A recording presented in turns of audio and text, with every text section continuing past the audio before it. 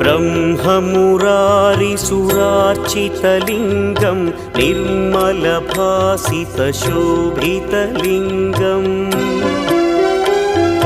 जन्मजदुःखविनाशकलिङ्गं तत्प्रणमामि सदा शिवलिङ्गम् देवमुनिप्रवरार्चितलिङ्गं कामदहन करुणाकरलिङ्गम् रावणदर्पविनाशकलिङ्गं तत्प्रणमामि सदा शिवलिङ्गम्